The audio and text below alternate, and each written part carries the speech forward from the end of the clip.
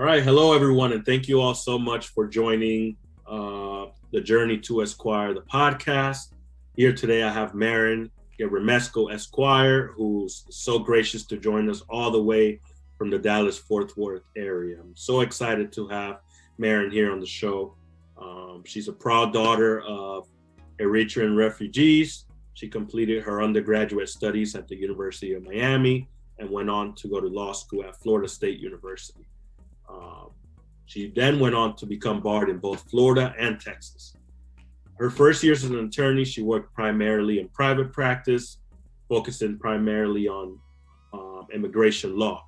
She eventually started her own law firm where she advocated for immigrants, and then she jumped in the lion's den and worked for the USCIS as an asylum officer and immigration services officer. More recently, Marron served as a trial lawyer at the U.S. Department of Housing and Urban Development. So there's no question that she keeps busy. But nevertheless, she has made time to be a mother, a wife, and the author of Cactus Fruit, a book of poems, where she talks about the pains and pleasures of her incredible life. So we are so happy that you have taken some time to speak to us today. Really, thank you so much. Thank you for having me. I'm excited to be here. All right, so if I am correct, I believe you started your career not as an immigration attorney. So can you talk about what you first did out of law school and how you transitioned into immigration and decided this is what I want to do? Yes, good question. So actually my first year I worked as a foreclosure associate in South Florida. So I started as a Florida attorney, and I did that for about a year. And after that, decided that immigration was really my passion, what I really wanted to do. So I took a job to move to Texas, which was my home state, and do immigration in Houston. So I worked with the firm for a bit before starting my practice. And I started my practice back in 2011. But the transition was more so because, foreclosure law was not necessarily what I initially wanted to do. It was the job that I got out of law school. So I was very meticulous on saying, okay, I want to focus on the area of law that is very personal to me. My parents came as immigrants, specifically refugees of Eritrea, a few months before I was born. So immigration law has always been very personal to me. When I went to law school, I think I was known as the international human rights / immigration attorney. So I always wanted to go back to, what my focus was. So I was very specific on what I wanted to do and where I wanted to be. I knew I wanted to return to Texas. So. Okay. So would you say when you were in law school, you knew you wanted to work in immigration or something like that, and then it just didn't work? Like you couldn't find a job in immigration straight out of law school? Was that your experience? To be honest, my goal in law school, I knew I wanted to do something related to international law, human rights law, and or immigration. So it was just this very broad. I loved traveling. I studied abroad in undergrad. I went to the UK and then traveled all around Europe when I was there in undergrad. And then in law school, I did an internship in Eritrea. And I also did a human rights program in Costa Rica. And so I knew that human rights advocacy, helping immigrants was very personal to me. And I would say that finding a job right out of law school wasn't the easiest for me. So getting that foreclosure attorney position, I felt gave me a lot of that good experience that I needed in order to become an even better attorney as a whole, regardless of what type of attorney I became, whether it was human rights or an immigration attorney. So I got a lot of court time and I enjoyed it. I think that's a good lesson for for law students to learn is that, you're not always going to get your dream job at your dream law firm or whatever, straight out of law school. Sometimes you need to take those stepping stones and think outside the box into how am I going to develop the skills to become a better X so then I can get the job I've always dreamed of. So yeah, I actually took a pay cut to take the job in Houston doing immigration, but it was something that it was that important to me that I decided to do it. Okay. And would you say, I think I know the answer, but would you say that in your experience, that it's just not about the money at the end of the day, that it's, getting up, going to work and doing something you love, that's more important than, bigger figures on a salary? I know what you think I'm going to say. I think the money is important, honestly, and specifically depending on how much debt you have and have incurred. So I don't want to discount the financial element to it. Right now, I've decided to take a step back from the practice of law to just focus on my other passions. But I'm blessed and grateful to have that opportunity because I have the support of my husband and my family. So I don't want to say it's not about the money. And I'm saying that specifically for those who like getting that job that pays really well, and then potentially transitioning. I think for each person, it's different. For me right now, to answer your question, it's not about the money. It's more about my time. I think my time is equally as valuable as how much money I can get. And that's why I resigned from my last position as a trial attorney with HUD. They were great to me. It was a great organization, but it was just, I have 3 little ones, 6 years old and under. And I wanted more time with them, for myself, for my family. So right now, it's not about the money. Got it. That makes sense. Yeah, and I kind of want to talk about that a little bit. So you are, like you said, you are a mother to 3 young boys under 6. So I'm sure that we have a lot of listeners who are mothers, and they might be in law school and they might be concerned with that very thing. How do I balance, being a young attorney who has to, I have to prove myself. I have to show these people I'm worthy of this position, but then I also have, equally or maybe even more important responsibilities at home. So how do you balance that, or what advice do you have to students in that position? The advice I have is just to constantly check in with yourself and what your priorities are, what you want to do, what you want to focus on. For me, I had just started a new job about a little over a year ago as a trial attorney at HUD. And it was a great job, great opportunity, but I had just had a new baby. He was about 4 or 5 months when I started. So I was still breastfeeding. I was working from home the whole time. And there are great aspects. In fact, I love working from home, but it also gets very draining when you're working from home and your kids are right around the corner and having to hire someone to take care of your children, and you can hear them, and just balancing it all, still trying to maintain I want to have lunch with them during, lunchtime. And so it was a lot, but I think it's important to, like I said, check in and say, this right now is not, if it's not working for you, it's important to say, it's not working for me, and to be able to take a step back. What I really enjoyed, and I'm going to get to my book, of course, Cactus Fruit.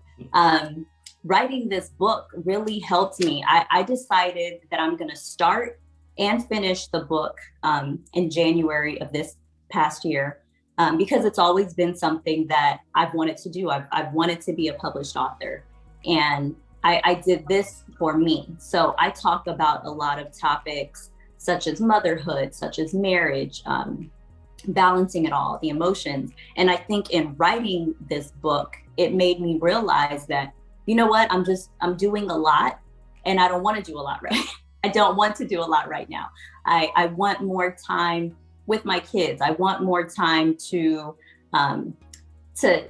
make money, but in a limited amount of time. Like for right now, 40 hours plus for me is just difficult. And it doesn't mean that, I don't want to do that potentially after all my kids are in school. But for right now, it's not what I want to do. So I think it's important to check in with yourself, to be honest with your feelings. Writing this book of poems for me kind of gave me that ability to like ask myself questions and think about things that I don't think I would have thought about without writing it. So more on cactus fruit. So you're saying that writing the book actually opened your eyes and helped you, like you writing your own book helped you, I guess, kind of check yourself and see, oh, I need to switch gears and focus on me for a little bit. Can you tell us about that experience a little? Yeah, I mean, there's so many poems in this book that kind of go to that point. In fact, I'm going to read one that's called Unworthy Mother. And it kind of sums up all of the feelings I was feeling. So I'm just going to start. It's called Unworthy Mother. I'm not a good enough mother. I'm not going to say that I have done enough. I'm doing a horrible job. You can't convince me that I'm doing the best I can do. I'm not worthy of them. You can't make me think that I deserve my children. And then at the bottom, it says, now reread from bottom to top.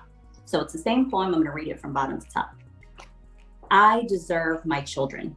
You can't make me think that I'm not worthy of them. I'm doing the best I can do. You can't convince me that I'm doing a horrible job. I have done enough. I'm not going to say that I'm not a good enough mother. And what this poem kind of sums up for me is the duality, the dichotomy of feelings that you feel as a working mom. Sometimes you feel like I am just horrible. I'm not doing a good enough job. I'm working too much. They're not getting enough time for me. And then there's other times where you feel like, oh my gosh, I should be like recognized. I'm so awesome. So you kind of go through the same emotion sometimes in the same hour. So it's just, these dueling emotions that you deal with as mothers sometimes, that I felt writing poems and talking about it and being honest and vulnerable about it helped me see that, for right now, I don't want to do 40 hours plus. I want more time with my kids. I want more time to myself. I want more time to explore my creative side, to maybe write more books, to potentially start a business where I'm helping moms balance it all. So it really helped me kind of work through the emotions that I was going through as an attorney, as a mom. And kind of working backwards a little bit. I read that you've always had this hobby of writing ever since you were a kid, right? So during law school and during the practice of law, is that something that you kind of put to the side and then just picked it up again now? Or is that something that you kept doing as a stress reliever or whatever it may be as an attorney or law student? Yeah, that's a great question. It's funny because when I was a teenager is when I really wrote a lot in my journal. I would just write poems, sometimes just a journal entry. That's when I did a lot of writing and was more in tune with my creative side. Throughout college, I would write here and there, but not as much. And then once you become a lawyer, you don't really have a lot of time. But one thing that I love doing in my law practice, so I had my law practice, I still have a portion of my law practice for 11 plus years where I do immigration law. One thing I love doing that's still very personal to me is asylum appellate briefs. So if someone lost their case in immigration court, I'd like to draft the BIA, the Board of Immigration Appeals, the appellate briefs. And it's interesting because, when I think of it, a lot of the writings, a lot of the briefs that I did, there's an element of creative writing to it. You're taking the transcript, you're dissecting it, you're reviewing it. But I think it's important to kind of think outside the box and remember that, these judges that are reading them are human beings. So to make it a story, to include facts that are compelling to draw to their emotions. So I feel like I did a lot of creative writing, if you want to say, with my appellate briefs, and I continue to do that. But it's different when you're actually writing a poem. So I actually wrote 2 novels before this book throughout motherhood. And it's funny because I would get to the end, I said this before in other interviews, and then I'd be like, I don't like him anymore. I don't even want to continue. So what I liked about poetry is it's like a short story. You start it, you finish it, and then you could go on to the next one. I do think that I'm going to continue writing potentially other poetry books, but also novels and other types of genres as well. You can talk a little bit about any challenges that you faced being a first generation American and how you were still able to succeed in so many facets in life despite that. Yeah. So my parents coming to the US, I think being born and raised, I was actually born and raised mostly here in Fort Worth. And I felt very different from everyone else, besides, of course, those who were Eritrean Americans like me. But it's just the cultural experience that you have as the daughter or the son of immigrants is very different than others. One that shaped me into wanting to do immigration law and to, focusing on the career that I focused on. The next poem book that I want to do involves poems from grandma. And I feel like older women specifically have a lot to say, specifically women from other countries. They've been through so much. So my experience in going through law school was different. It was unique. I didn't necessarily have, people in my family who were attorneys who I can kind of go to. And it's not an issue that you only experience as an Eritrean American or a daughter of immigrants, but I just have very unique experiences. And I think going through law school and trying to find a job, I felt that, I was trying to figure out different things to do kind of on my own. And my mom was very supportive and helpful and, helped a lot. But there were things that I wasn't used to doing, or I wasn't used to seeing others do, that I had to try on my own. But it definitely shapes the mindset that I have, the cultural upbringing that I have, and my practice in the law. Yeah. So now, as I understand, you are in a non-traditional career path. So you stepped away from the practice of law. You're still providing advice to practicing attorneys in immigration law, but my understanding is that you've taken kind of a step back and you're focusing on your writing. So what advice do you have for anyone that's considering a non-traditional career after, maybe going to law school or even practicing law for a few years?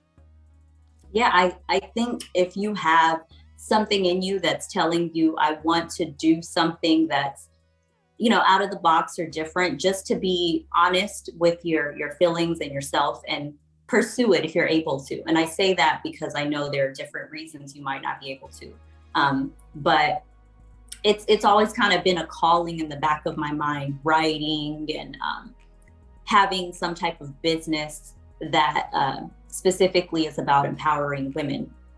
But for others, it might be other areas.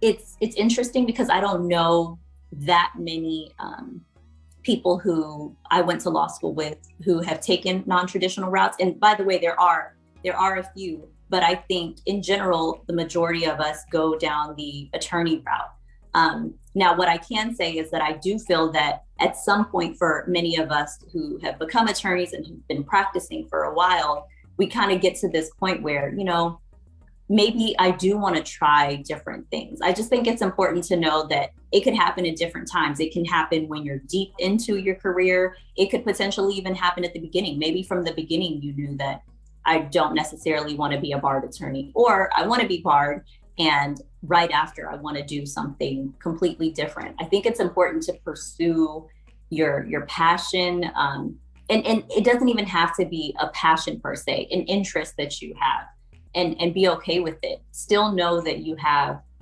the education and the backing to support you in some other way if you want to go that route. I love knowing that, you know what, if I decide that writing or the business with empowering women isn't for me anymore, or, you know, I'm exhausted with it, whatever the case may be, I always have this degree and, you know, my bar cards to fall back on, knowing that you have the education. I mean,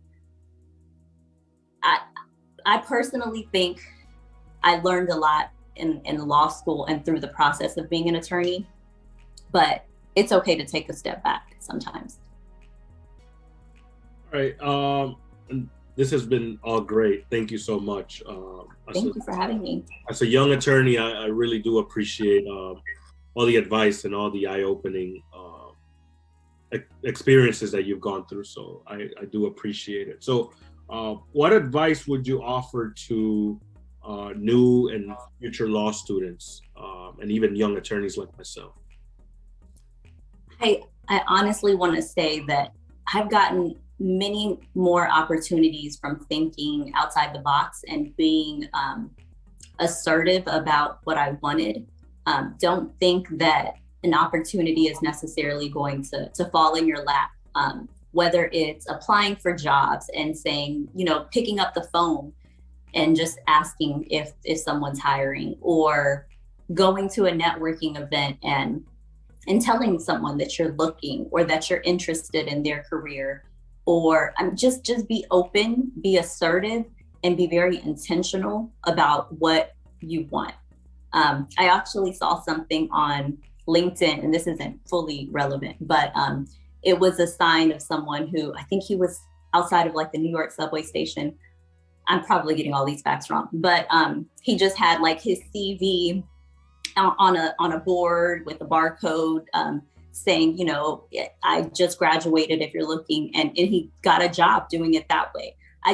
My point is, don't always depend on that, you know, the career services program to get you the job.